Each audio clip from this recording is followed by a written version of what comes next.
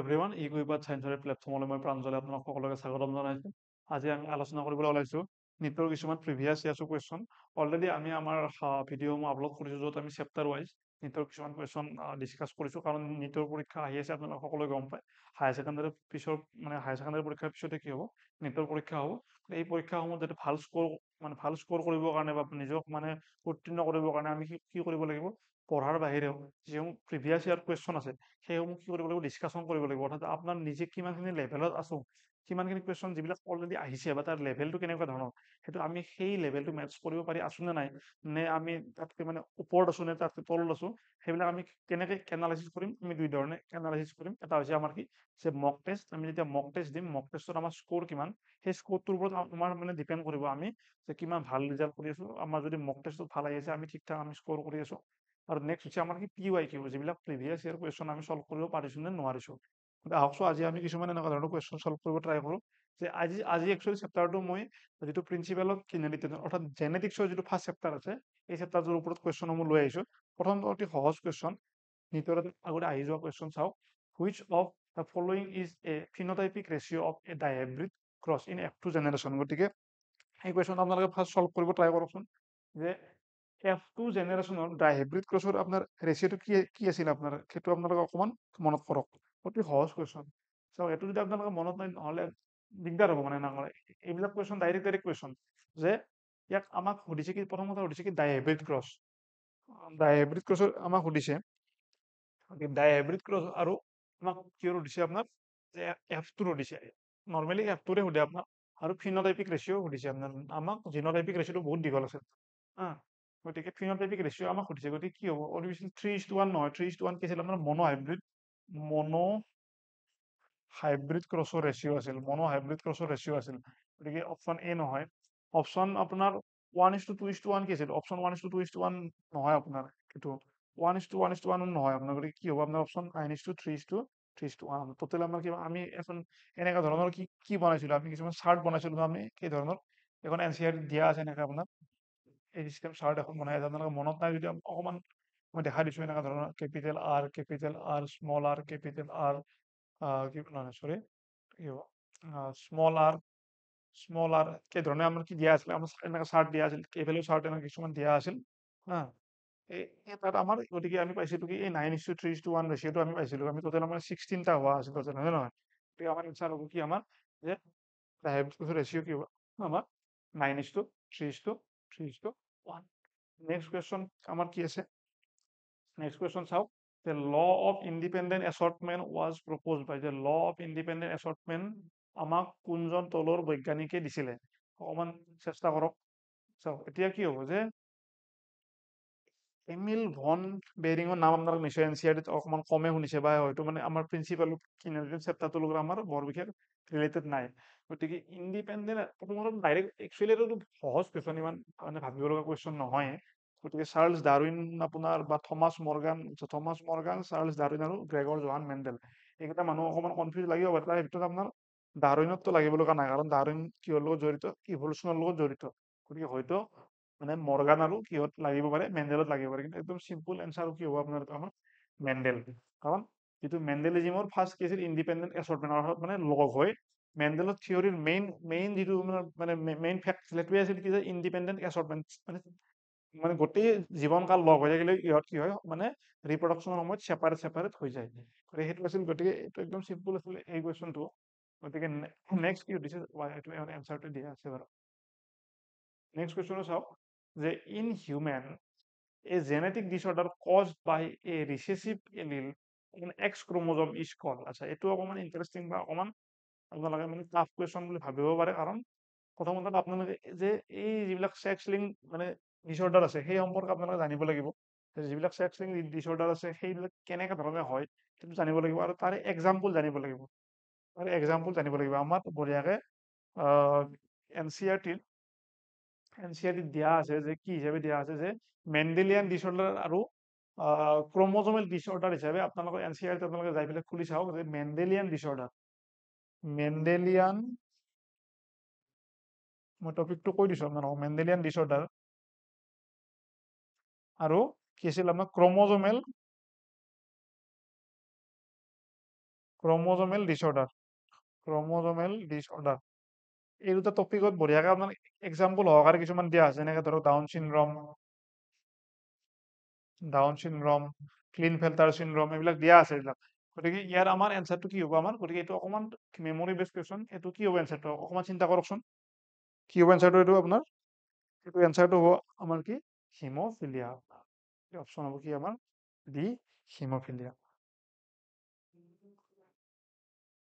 Next question is how if a pea plant has a if a pea plant has a genotype capital T small t, what types of gametes can it produce? গতিকে এইটো মানে cross কৰি দেখুওৱা আছিল আপোনালোকক। এইটো চাওক, আপোনালোকে চাওক, এইটো আপোনাৰ অকমান মানে ক্ৰছ কৰি চাব লাগিব। চাপ'জ ধৰক যে কি কৈছে যে if a pea plant has a genotype capital T small t, what type of gamete it can produce? যে চাপ'জ যদি এটা মানে কি থাকে, এটা পি প্লেন্টত যদি গেমেট এই ধৰণে থাকে, ইহঁতে কি কৰিব? গেমেট কি কেপিটেল ডি গেমেট ফৰ্মেশ্যন কৰিব। যদি স্মল টি থাকে তেতিয়া কি হ'ব আপোনাৰ? স্মল টি ফৰ্মেশ্যন কৰিব। আৰু যদি কেপিটেল টি স্মল টি থাকে তেতিয়া কি কৰিব? একফালে কেপিটেল টি কৰিব, একফালে কি কৰিব? স্মল টি কৰিব। গতিকে আমাৰ কি হ'ব এনচাৰ? গতিকে capital T and small T, গতিকে কি হ'ব আমাৰ এনচাৰ? চি আমাৰ এনচাৰ হ'ব। গতিকে এনচাৰ হ'ব কি আমাৰ? Capital T and small T. ইয়াত এক্সপ্লেনেশ্যনখিনি দিয়া আছে, আপোনালোকে PDF টো পাই যাব, তাত মানে পঢ়ি চাব পাৰে। মই সেইকাৰণে অলৰেডি আপোনালোকক যিখিনি লাগে দেখাই দিছোঁ। এই heterozygous plant can produce two types of gametes, capital T and small T, as each gametes receive one allele. গতিকে নেক্সট কুৱেশ্যনটো চাওক যে which of the following types of inheritance involve multiple genes. যে চাওক মেণ্ডেলৰ যিসমূহ আপোনাৰ থিয়ৰী আছিল, বা মেণ্ডেলৰ যিসমূহ আমি মানে মেণ্ডেলিজিম যিখিনি পঢ়িছোঁ আমি আমাৰ ক্লাছ 12ত, তাত আমি কি বস্তু লক্ষ্য কৰিছিলোঁ যে তাত মেণ্ডেলৰ বস্তুখিনি মেইনলি আপোনাৰ কি হ'লেও জড়িত যে ছিংগেল জিন মানে ইনহেৰিটেঞ্চ। এটা ধৰক এটা এ নামৰ জিনে এ নামৰ এটা কাম কৰি আছে, বি নামৰ জিন এটাই বি নামৰ এটা কাম কৰি আছে, চি নামৰ জিন এটাই কি কৰি আছে? চি নামৰ এটা কাম কৰি আছে। গতিকে কি হয়? গতিকে আমাৰ সেইটো আছিল কি এটা ছিংগেল জিনে কৰে, কিন্তু ইয়াত আমাক সুধিছে কি মাল্টিপুল জিন, হয় নে নহয়? যে multiple gene, which of the following types of inheritance involve multiple genes. গতিকে চাওক ইয়াত কিছুমান বস্তু নিজে অকমান গেছ কৰিলে, আন্দাজ লগালেও গম পায়। যে চাওক ইয়াত আপোনাৰ ইনকমপ্লিট ডমিনেন্স সম্পূৰ্ণ এটা বেলেগ বস্তু, ইনকমপ্লিট ডমিনেন্স সম্পূৰ্ণ এটা বেলেগ বস্তু, কোডমিনেন্স এটা সম্পূৰ্ণ বেলেগ বস্তু, হয় নে নহয়? গতিকে তাত আপোনাৰ কি হয়, তাতে ডমিনেন্স বা ৰিচেচিভৰ কনচেপ্টটো আহে একচুৱেলি। গতিকে ইয়াত দুটা অপশ্যন থাকিল কি মনোজেনিক ইনহেৰিটেন্স আৰু পলিজেনিক ইনহেৰিটেন্স। মনো মানে কি? ছিংগেল। মনো মানে আমি জানো ছিংগেল, হয় নে নহয়? গতিকে এনচাৰ কি থাকিল হ'বলৈ বাকী? অকল কি থাকিলে? Option B. গতিকে আমাৰ কি হ'ব? Polygenic inheritance. গতিকে কিছুমান বস্তু গেছ কৰি পেলাই আমি কি কৰিব পাৰোঁ? আমি এনচাৰ কৰিব পাৰোঁ, যদি অকমান অলপ ডাইৰেক্ট এনচাৰটো নাজানো।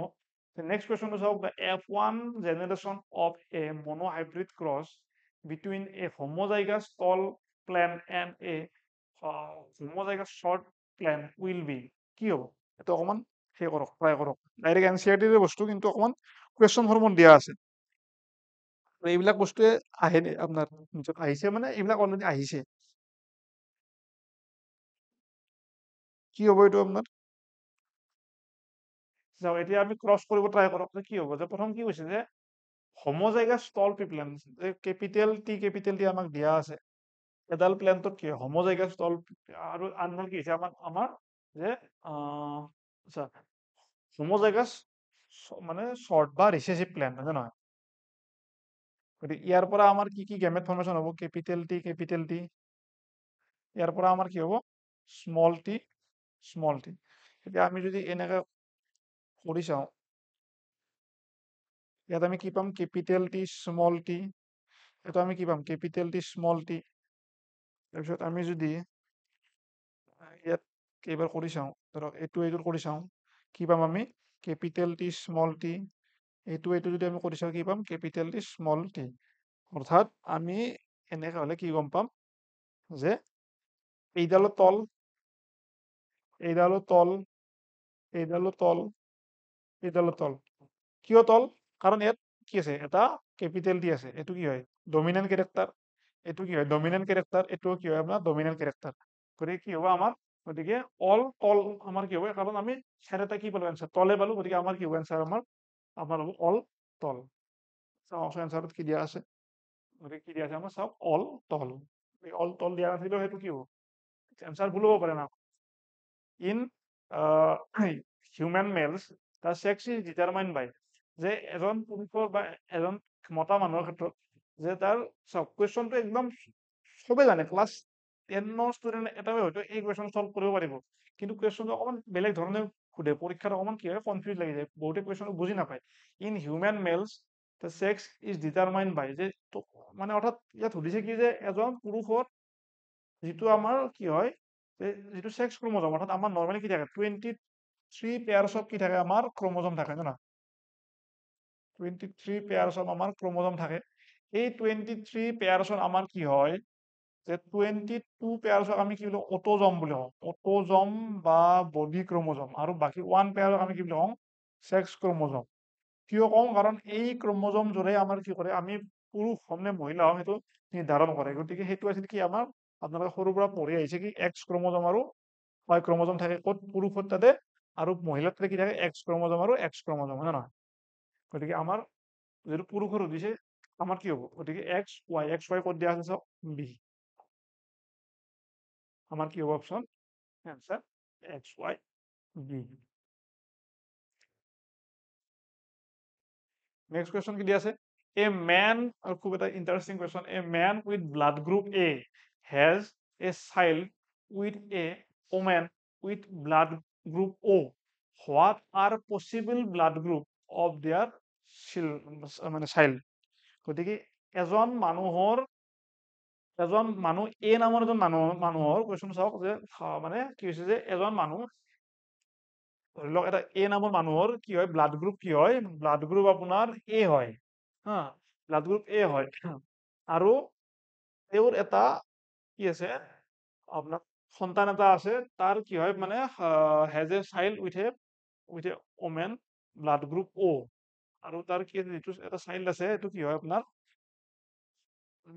এক second sorry, a man with a blood group A has child with woman with, আচ্ছা, মানে গিৰিয়েকৰ ব্লাড গ্ৰুপ কৈছে কি আপোনাৰ এ, হয় নে নহয়?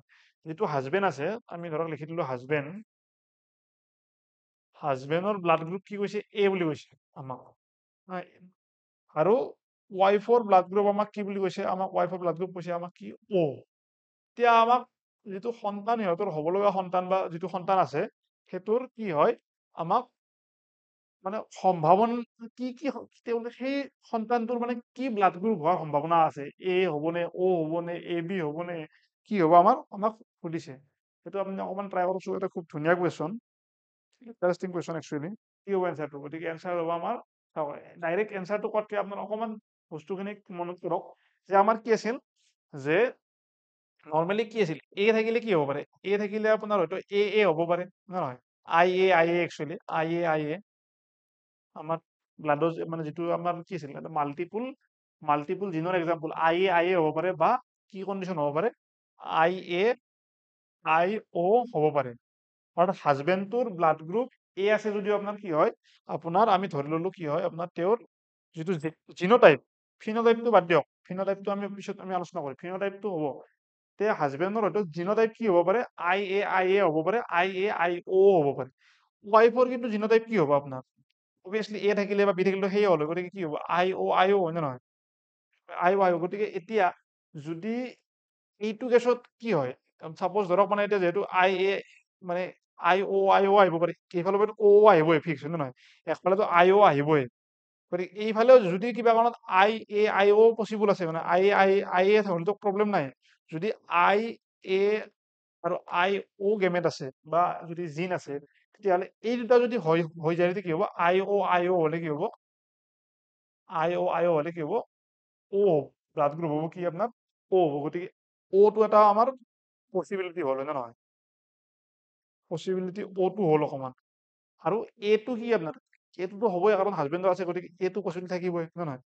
এইটো আপোনালোকে অকণমান যদি NCERT নাই পঢ়া হয়তো বুজি নাপাব, মানে মই কি ক'লো আই অ' এইবিলাক ভাবিছে এইবিলাক কি কৈছে, যোনে NCERT নাই পঢ়া সি ভাবিব এইবিলাক কি বস্তু ক'লে ছাৰে, আই অ', গতিকে আপোনালোকে NCERT ব্লাড গ্ৰুপিং চেপ্টাৰটো দিয়া আছে, ক'ত প্ৰিন্সিপাল অফ ইনহেৰিটেন্স চেপ্টাৰ সেইটো যাই চাব, তেতিয়া আপোনালোকে ভালকে কি কৰিব বস্তুখিনি গম পাব। গতিকে আমাৰ চাওক এতিয়া অ' আৰু এ পচিবিলিটি, অ' আৰু এ ক'ত আছে, আমাৰ বি আছে, বিটো নহয়, এ বি হ'ব নেকি, এ বি পচিবল নহয়, এ বি হ'ব চবকেইটাৰো নহয়, গতিকে কি থাকিল অকল এনচাৰ আমাৰ এনচাৰ এ। গতিকে চাওক দিয়া আছে এ সমান এক্সপ্লেনেশ্যন দিয়া আছে। নেক্সট কুৱেশ্যনটো চাওক যে which of what is the expected phenotypic ratio in the offspring of a cross between heterozygous individual capital A small a into capital A small a। গতিকে এনেকুৱা ধৰণে আমি যদি ক্ৰছ কৰো, আমাক সুধিছে কি যে এক্সপেক্টেড ফিনোটাইপিক ৰেচিঅ কি হ'ব আপোনাৰ offspring, what is the expected phenotypic ratio in the offspring of a cross between two heterozygous individuals. এইটো কি হ'ব অকণমান চিন্তা কৰক, এনচিআৰটিত দিয়া আছে বঢ়িয়াকে আমাৰ। আপোনালোকৰ মানে এই ক্ৰছটো মনত পৰিছে কিজানি খুব সম্ভৱ, capital T small T into capital T small T, ইয়াৰ পৰা কি হোৱা আছিল capital T small T, capital T small T, ইয়াৰ পৰা কি আছিল capital T capital T, capital T small T, নহয় তাৰপিছত কি আছিল কেপিটেল টি স্মল টি, কি আছিল আপোনাৰ স্মল টি নহয়, এইটো আমাৰ কি আছিল আমাৰ ক্ৰছটো আছিল। আৰু ইয়াত আমি কি ৰেচিঅ পাইছিলো আমি আপোনাৰ যে ফিনোটাইপিক ৰেচিঅ, জিনোটাইপিক ৰেচিঅ কি পাইছিলো 1:2:1 আৰু জিনোটাইপিক ৰেচিঅ কি পাইছিলো আমি সৰি ফিনোটাইপিক ৰেচিঅ 3:1। গতিকে আমাৰ 3:1 কোৱাত আছে নেকি অপশ্যনত, গতিকে 3:1 আমাৰ অপশ্যনত আছে, গতিকে আমাৰ কি হ'ব এনচাৰ আপোনাৰ 3:1। নেক্সট কুৱেশ্যনটো কি আছে, ইন এ ডাইহাইব্ৰিড ক্ৰছ, এইবিলাক বস্তু ডাইৰেক্ট এনচাৰ দিয়া আছে, কিন্তু অকণমান চেণ্টেন্স ৱাইজ দিয়াৰ কাৰণে মানে যাৰ কনচেপ্ট বিলাক ক্লিয়াৰ নাই তেওঁলোকে হয়তো অকণমান দিগদাৰ হ'ব বুজিবৰ কাৰণে। If a dihybrid cross, if both parents are heterozygous, কি কৈছে যে A B capital A small a capital B small b into capital A small a and capital B small b, what fraction of the offspring will show recessive phenotypes for both traits। গতিকে এইটো আপোনালোকে অকণমান ইয়াত capital A capital B দিছে, কিন্তু আপোনালোকে সেইটো আপোনালোকে অকণমান মনত কৰক যে ইয়াত আমাক কি দিয়া আছিল যে এই এটা কেপিটেল R স্মল r, তাৰপিছত তোমাৰ কি দিয়া আছিল কেপিটেল Y স্মল y, কিন্তু তাৰপিছত কি দিয়া আছিল capital R small r capital Y small y। কেনেকুৱা ধৰণৰ এটা ডাইহাইব্ৰিড ক্ৰছ আপোনালোকক এনচিআৰটিত দিয়া আছিল, আপোনালোকে এইটোৰ ৰিজাল্টটো মন কৰক, এইটো ৰিজাল্টটো যদি অকণমান মনত কৰে আপোনালোকে এনচাৰটো আপোনালোকৰ কলাব।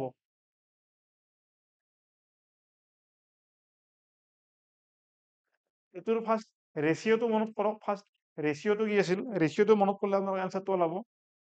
ৰেচিঅ'টো কি আছিল যে ডাইহাইব্ৰিড ক্ৰছৰ ফিনোটাইপিক মানে যিটো ৰেচিঅ' আছিল সেইটো কি আছিল ৰেচিঅ'টো 9:3:1 হয় নে নহয়, 9:3:1। গতিকে এই গোটেই এখন চাৰ্ট আছিল, সেই গোটেই চাৰ্টখন মই ইয়াত বনাই দেখুওৱা পচিবল নহয় বাৰু এতিয়া। গতিকে ইয়াৰে যিটো আমাৰ অনলি মানে পিয়ৰ ৰিচেচিভ আছিল সেইটো আছিল কিন্তু এই লাষ্টৰটো। আপোনালোকে চাৰ্টখন আপোনালোকে কিতাপখন এবাৰ উলিয়াই চাওক, যিটো কি আছিল আপোনাৰ স্মল r স্মল y। আপোনালোকৰ কিতাপত এই বস্তুটো এটা বঢ়িয়াকৈ এখন চাৰ্ট কৰি দিয়া আছে আপোনালোকৰ হা, কোনটো চেপ্টাৰত দিয়া আছে, যিটো প্ৰিন্সিপাল অফ ইনহেৰিটেন্স অৰ্থাৎ জেনেটিক্সৰ ফাৰ্ষ্ট চেপ্টাৰত আপোনালোকৰ এখন চাৰ্ট দিয়া আছে, চাৰ্ট বঢ়িয়াকৈ আপোনালোকে এইখন চাৰ্টত একদম লাষ্ট ঘৰটোত চাওক যে স্মল r স্মল y দিয়া আছে। এই গতিকে অৰ্থাৎ আমাৰ যে মাত্ৰ এটাই হয় আমাৰ কি আমাৰ যে একদম কি আমাৰ ৰিচেচিভ হয় নহয়, ৰিচেচিভ ফিনোটাইপ, ৰিচেচিভ বহুতে দেখা, কিন্তু আমাক মানে কি কি ইয়াত সুধিছে কি what fraction of the offspring will show' recessive phenotype for both traits, যে দুয়োটা কেৰেক্টাৰৰ কাৰণে, অৰ্থাৎ মানে কি দুয়োটা কেৰেক্টাৰ, অৰ্থাৎ এইটো কি কেৰেক্টাৰৰ কাৰণে এইটো কেৰেক্টাৰৰ কাৰণে। গতিকে আমাৰ টোটেল আছিল আমাৰ কি 9:1 যদি আমি যোগ কৰোঁ আমি কিমান পাম, আমি পাম 9 কিমান হ'ব আপোনাৰ 12 16 হয় নে নহয়, 16টা, আৰু 16টা যদি এটা হয় গতিকে 1/16 আছে নে অপশ্যন, চাওক 1/16 হ'বনে, চাওক এনচাৰটো 1/16। নেক্সট কেছ চাওক, which of the following is an example of incomplete dominance. এইটোতো বহুত সহজ, একচুৱেলি ডাইৰেক্ট এইটো এক্সাম্পল এনচিআৰটিত দিয়া আছে। চাওক এইবিলাক কুৱেশ্যনে অলৰেডি আহিছে, এইবিলাক বস্তুৱে কি হ'ব পৰীক্ষাত আহিব, আপুনি কনচেপ্ট ক্লিয়াৰ নাথাকিলে এইবিলাক বস্তুৱে বুজি নাপাব, ভাবিব এইবিলাক বস্তু ক'ৰ পৰা দিলে। গতিকে সেই বস্তুটো গতিকে মনত ৰখাটো বৰ দৰকাৰ যে কোনটো এক্সাম্পল দিয়া আছে ইয়াৰে ভাবি চাওক আপোনালোকক যে যিটো ইনকমপ্লিট ডমিনেন্সত আমাক সুধিছে ফাৰ্ষ্ট কথা ইনকমপ্লিট ডমিনেন্সটো মানে জানিব লাগিব ইনকমপ্লিট ডমিনেন্স যদি আপোনাৰ অকণমান কনচেপ্টটো ক্লিয়াৰ নাই অথবা যদি এক্সাম্পল বিলাক মনত আছে আপোনালোকে গম পাব কি হ'ব ইয়াৰে অপশ্যনটো আপোনাৰ বি হ'ব snapdragons with red and white producing pink flower যে আমাৰ ডমিনেন্সত কি হোৱা আছিল যে এডাল ওখ গছ আছিল তল আছিল এডাল চাপৰ গছ আছিল নহয় এডাল দুৱাৰ আছিল এডাল দুৱাৰ প্লেন আছিল আৰু আমি ক্ৰছ কৰি কি পাইছিলো আমি চব তল পাইছিলো নহয় চব তল পাইছিলো বা হয়তো কি পাইছিলো আমি দুৱাৰ বা চাপৰ পাইছিলো হা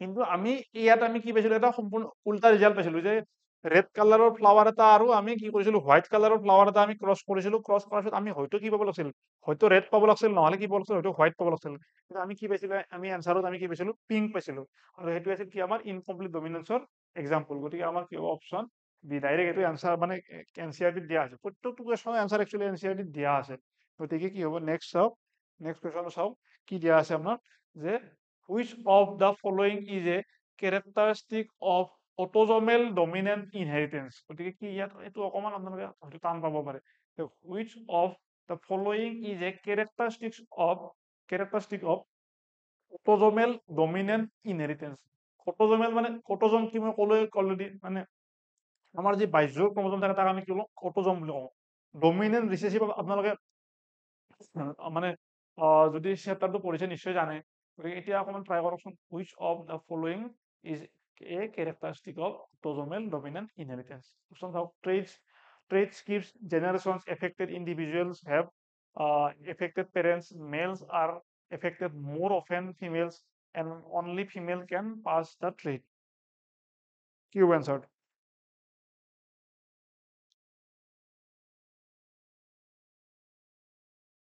কি হ'ব এনচাৰটো ইয়াৰে এনচাৰটো হ'ব আপোনাৰ যে affected individual have affected parents affected individual have affected parents কারণ চাও ইয়াত অকমান মানে এক্সপ্লেনেশন দিয়া আছে in autosomal dominant inheritance the trait typically does not skip generations and affected individual often have at least one affected parent গতিকে কি হয় এইটো মানে পেৰেন্টছৰ পৰা কি হ'ব আপোনাৰ ডাইৰেক্ট নেক্সট জেনাৰেশ্যনলৈ কি হ'ব আপোনাৰ কেৰি কৰিব Next, which of this is not a form of non-Mendelian inheritance? কুৱেশ্যনটো খুব গুৰুত্ব আকাৰে পঢ়ক বহুত ষ্টুডেণ্টৰ ভুল হয় এই কুৱেশ্যনটো মই দেখা পাইছো যে বহুতে ভুল কৰিছে এই কুৱেশ্যনটো অলৰেডি মানে মই বিভিন্ন জেগাত দেখা পাইছো যে কি ইয়াত সুধিছে কি not a form of non Mendelian inheritance option কেইটা ভালকে চালে আপোনালোকে গম পাই যাব কি হ'ব আপোনাৰ এনচাৰটো codominance incomplete dominance multiple alleles and segregation of alleles ইয়াত সুধিছে কি তলত দিয়াসমূহৰ কোনটো not a form of non-Mendelian inheritance কি হ'ব এনচাৰ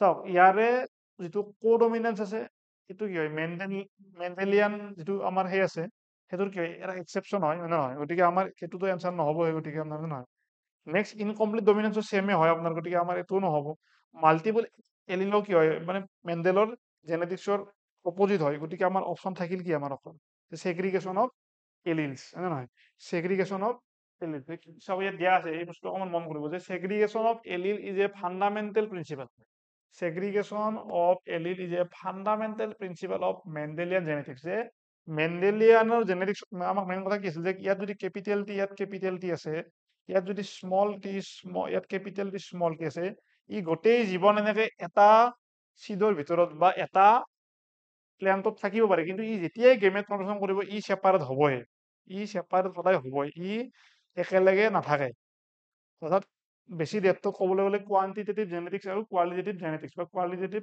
মেণ্ডেলিয়ান জেনেটিক্স আৰু কোৱান্টিটেটিভ মেণ্ডেলিয়ান জেনেটিক্স গতিকে চাওক ইয়াত এইটো বস্তু ছেপাৰেশ্যনটো মেণ্ডেলৰ একদম মানে বেছ আছিল আপোনাৰ যে segregation of alleles is a fundamental principle of Mendelian genetics while codominance incomplete dominance and multiple allele are example of non-Mendelian inheritance আমাক সুধিছিল কি not non-Mendelian inheritance সুধিছিল যে নেক্সট সুধিছে কি আমাক যে হোৱাট ইজ এ টেষ্ট কৰক সেইটো ডাইৰেক্ট আপোনালোকে ডেফিনেশ্যনটো মনত ৰাখিব লাগিব ডেফিনেশ্যনটো অকণমান মনত কৰক যে হেটাৰো জেগা কিবা হ'লেও কিবা কিবা ক্ৰছ কৰিব লগা আছিল এনেকুৱা আছিল অকণমান হিণ্টছ দিছোঁ ভাবি চাওঁ আচ্ছা এইটো সেই কৰিলো আমি হোমৱৰ্ক হিচাপে দিছো আপোনালোকে যিহেতু মানে হায়াৰ ছেকেণ্ডাৰী পৰীক্ষাও আহি আছে হোৱাট ইজ টেষ্ট কোৰ্চ পৰীক্ষাত আহে গতিকে আপোনালোকে নিজে ট্ৰাই কৰক মই এনচাৰটো দেখা পাই যাব হ'লেও মই ট্ৰাই কৰিছো নেক্সট কুৱেশ্যন যাব যে in terms of genetic variability asexual reproduction results in যে জেনেটিক ভেৰিয়েবিলিটিৰ ক্ষেত্ৰত এসেক্সুৱেল ৰিপ্ৰডাকশ্যন কিমান সক্ষম বা মানে যে জেনেটিক ভেৰিয়েবিলিটি দেখাবলৈ in terms of genetic variability asexual reproduction results যে বহুত এসেক্সুৱেল ৰিপ্ৰডাকশ্যনত বহুত জেনেটিক ভেৰিয়েবিলিটি আমি দেখা পাওঁ নেকি নে কমকে দেখা পাওঁ নে কি দেখা পাওঁ যে ইয়াত সুধিছে হাই ভেৰিয়েবিলিটি মানে হ'ব নেকি এনচাৰটো গতিকে মোৰ মতেতো নহয় হা আপোনালোকৰ মতে যদি হয় নাজানো মোৰ মতে নহয় ল' ভেৰিয়েবিলিটি তাৰপিছত কমপ্লিট ভেৰিয়েবিলিটি হ'ব নেকি এইটো মোৰ মতে নহয় যেন লাগিছে variable results depending on conditions গতিকে এইটো মোৰ মতে নহ'ব যেন লাগিছে মোৰ মতে অকণমান ল' হ'ব যেন লাগিছে চাওঁ আকৌ কি দিয়া আছে এনচাৰ কি দিয়া আছে চাওক যে ল' ভেৰিয়েবিলিটি যে এসেক্সুৱেল ৰিপ্ৰডাকশ্যন জেনেৰেলি লিডছ টু অফস্প্ৰিং চাওক এটা এমিবা ধৰক এইটো ধৰি লওক এটা এমিবা গতিকে এইটো এমিবা যেতিয়া কি হ'ব ইয়াৰ ৰিপ্ৰডিউচ হ'ব কি হ'ব ইয়াৰ পৰা এনেকে মাজেদি কি হ'ব এনেকে ছিঙি যাই পেলাই কি হ'ব আপোনাৰ দুটা হৈ যাব আপোনাৰ কেইটাই কি হ'ল দুটা হ'ল এটাই যদি এনেকে দুটা হৈ যায় তাতে আপুনি কি জেনেটিক ভেৰিয়েবিলিটি দেখা পাব সেই গতিকে আমি কোনো ধৰণৰ জেনেটিক ভেৰিয়েবিলিটি আমি দেখা নাপাওঁ গতিকে আমি আজি প্ৰায় 15টা কুৱেশ্যন ডিছকাশ্যন কৰিলো গতিকে আজিলৈ মানে ইয়াতে আমি সামৰণি মাৰিছো গতিকে পৰৱৰ্তী সময়ত আমি আকৌ বেলেগ চেপ্টাৰৰ এনেকে আলোচনা কৰিম আপোনালোকে ঘৰতে প্ৰেক্টিচ কৰক বস্তুবিলাক তেতিয়া আপোনালোকৰ কি হ'ব নিজৰ বেছটো ষ্ট্ৰং হ'ব আৰু এনেকে নিজে কিমানখিনি লেভেলত আছে গম পাব এই যি 15টা কুৱেশ্যন ডিছকাশ্যন কৰিলো ইয়াৰ ভিতৰত নিজে কিমানটা কুৱেশ্যন আপোনালোকে চল্ভ কৰিব পাৰিলে কিমানটা চল্ভ কৰিব পাৰিলে সেইখিনি আমাক কমেণ্ট ছেকশ্যনত জনাওক বা আপোনালোকৰ স্ক'ৰ কিমান আছিল আপোনালোকে যদি মানে এই 15ৰ ভিতৰত আপোনালোকে কিমান স্ক'ৰ কৰিলে সেইটো আমাক কমেণ্ট ছেকশ্যনত আপোনালোকে জনাওক আৰু কিবা ফিডবেক থাকিলে আমাক জনাব পাৰে থেংক ইউ ধন্যবাদ